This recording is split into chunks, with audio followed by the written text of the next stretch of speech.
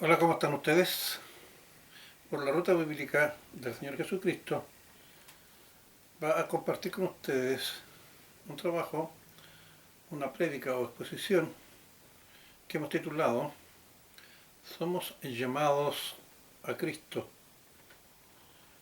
Como ya hemos dicho en muchos otros programas similares a este, que existe una práctica muy dañina para las iglesias cristianas que cada día está tomando mayor fuerza, que es aquella dictada por la palabra o evangelio, perdón, que no es aquella dictada por la palabra o evangelio, sino que por el contrario es aquella que pretende acomodarse cada día más a los pensamientos del incrédulo y pecador que aquello que realmente dicen las escrituras. ¿En qué consiste esta tendencia?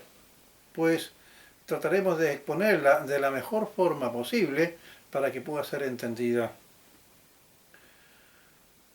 Primero, presentaremos el problema común de las personas no creyentes y este consiste en lo siguiente de acuerdo a las premisas que normalmente sustentan estas personas que hablan así.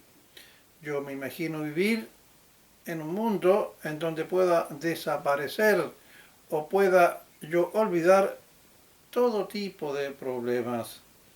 Que me amen, pero este tipo de amor que yo quiero es aquel en el que las cosas, las personas, la familia y la sociedad me hagan solo sentirme bien, de tal manera que yo pueda pensar o hacer todo aquello que yo deseo hacer y no se me impida o se me censure, me carga, no quiero.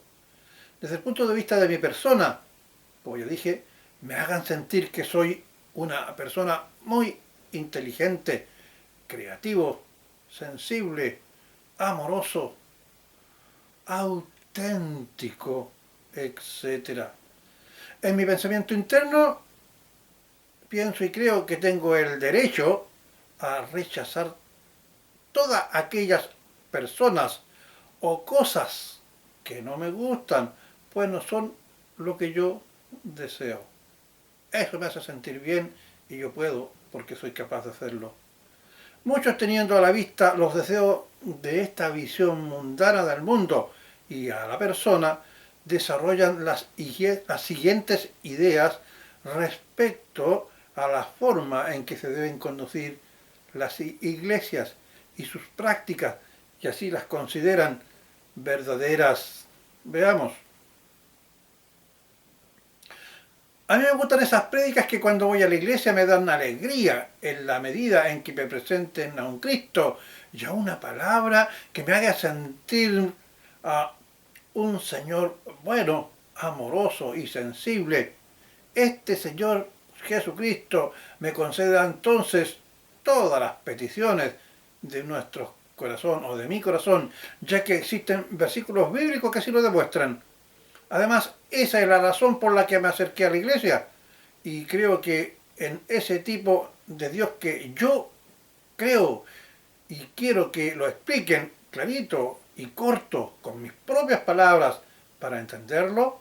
Por ejemplo, yo entiendo clarito cuando mi Dios me dice, y citan Mateo 21 y 22, que es favorito, y todo lo que pidiereis en oración creyendo, lo recibiréis. Esta es una gran verdad bíblica, pero lo vamos a ver más adelante a través de un análisis propiamente bíblico también. Por ello, no quiero nada más de otras palabras, aunque aparezcan en la Biblia. Son muy difíciles de comprender y se complican demasiado. Y no quiero nada complicado.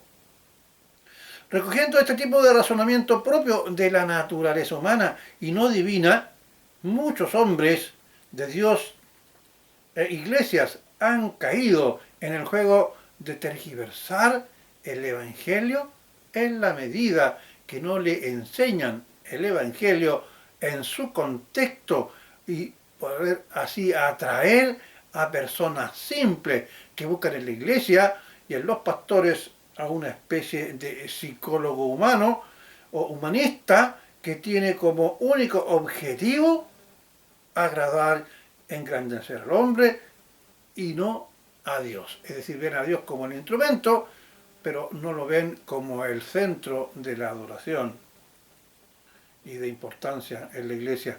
Hemos sostenido por medio de otros programas con base a un análisis bíblico que el único y principal centro en cuanto a la enseñanza y prédica es el Señor Jesucristo. Y nosotros los creyentes debemos buscar guardar al Dios Padre y agradarle pareciéndonos cada vez más a Cristo. Y por medio de esta actividad que atañe a la enseñanza, a la adoración y a la alabanza, todas las cosas vendrán por añadidura.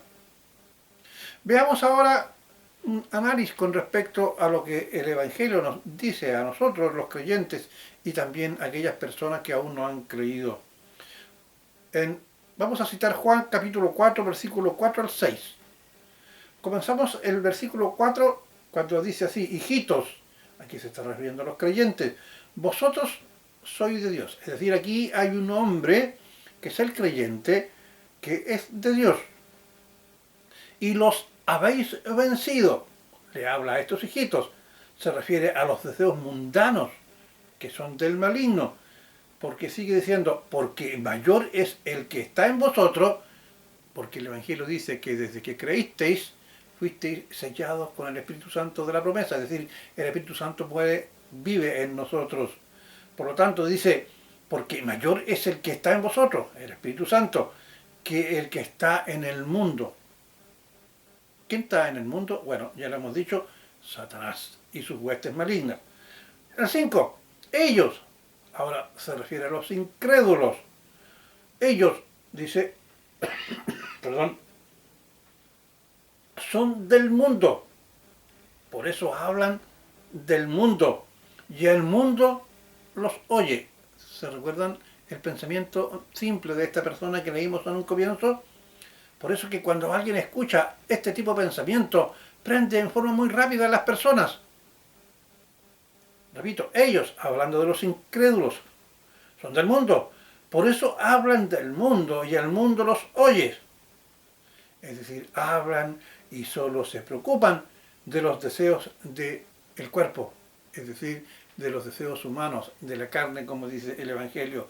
Y luego en el versículo 6 vuelve nuevamente a referirse a los creyentes. Nosotros somos de Dios. El que conoce a Dios nos oye. ¿Se dan cuenta? Que aquí está la condición cuando hablábamos del pasaje anterior, que todo aquello que pidierais creyéndolo, el pasaje de Mateo anterior, no es aplicable a cualquier persona. Y volvimos a decir lo que aparece en el versículo 6 y que nosotros entroncamos con el versículo de Mateo que citan mucho los incrédulos. Nosotros somos de Dios, el que conoce a Dios nos oye. Allí está Mateo 21, 22 que dice, y todos los que pidiereis en oración creyendo lo recibiréis. El que no es de Dios, es decir, el que no ha creído, el que se ha acercado solamente a Dios, no por creer en Cristo, sino porque le conceda los bienes materiales, este pasaje de Mateo 21 no se cumple en ellos. El que no es de Dios no nos oye. En esto conocemos al Espíritu de verdad, es decir, al Espíritu que mora en el creyente, y al espíritu del error, que es aquel espíritu humano, que el que hace pensar como el hombre en un comienzo decía que yo quiero un Dios simple, un Dios bonachón, un Dios que me perdona todo, pero que me lo da sin excepción alguna, porque yo tengo fe, y como yo tengo fe, el Señor me lo da, pero no es creyente, por lo tanto está pensando bajo el espíritu del error.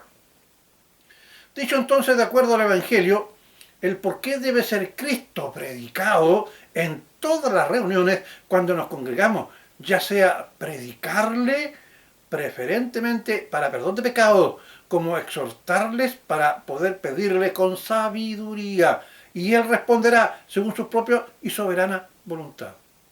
Un pastor debe, si quiere obedecer a Dios, incluir en sus sermones obligatoriamente como centro más importante al Señor Jesucristo y su papel redentor, y a partir de el Señor Jesucristo edificar con toda paciencia y doctrina, doctrina, es decir, predicar según la Biblia y no según la voluntad del hombre. Sería terrible que muchos se sintieran creyentes y cristianos y no hayan aceptado al Señor Jesucristo como su Señor y Salvador, sino que lo hubiesen hecho por interés y así crean que hasta hoy que lo son porque no han recibido cosas materiales que atesoran más que la vida eterna. Es decir, ellos van a las iglesias a escuchar ese evangelio que te entrega de todo, que te hace todo like, para objeto de que sí, ahí en ese Dios sí creo, y no creen en el Cristo crucificado. Y los pastores y los hombres del Señor no le predican a Cristo, no se adoctrinan, no saben del evangelio, no aprenden teología, no conocen la hermenéutica, la exegesis y otro tipo de técnicas que se aprenden a través del estudio del evangelio. Querida alma que me ves y me escuchas, tú que me estás viendo y me estás escuchando, si tú eres un verdadero cristiano, lo eres exclusivamente porque creíste en Cristo crucificado para perdón de pecados y te ha movido el sentimiento de un verdadero arrepentimiento que te impulsa a vivir de acuerdo con el Evangelio y deseas de corazón a aprender cada día más del Evangelio para tu crecimiento personal. No vas a una iglesia a escuchar y a recibir, aunque sí puedes pedirlo, pero tienes que colocar las cosas en su santo lugar y en su lugar de importancia, es decir, ir a edificarte en la palabra del Señor, a aprender más del Evangelio, para saber qué es lo que Dios quiere de ti, para que cada día te parezcas más al Señor Jesucristo. Pero no vas a la iglesia, a una especie de supermercado donde vas a elegir qué cosa le vas a rogar hoy día al Señor que te dé para tu disfrute personal. El Señor nos creó con el disfrute. El Señor nos creó para poder ser felices. El Señor quiere que nosotros seamos bendecidos. Pero el Señor quiere, en primer lugar, que le demos la gloria y la alabanza y aprendamos que por la gracia de Dios dada por Cristo crucificado, nosotros somos merecedores, primero, de la vida eterna, en segundo, nuestra misión es enseñar el Evangelio, en tercer lugar, vivir una vida santa, pía y piadosamente, con no un exceso de extravagancia en nuestra forma de vivir, sino que ser sobrio y disfrutar dignamente, dando gracias a Dios por todas aquellas bendiciones que el Señor entrega a aquellos que le aman, es decir, aquellos que han creído, aquellos que le han confesado y aquellos que han pasado de muerte a vida.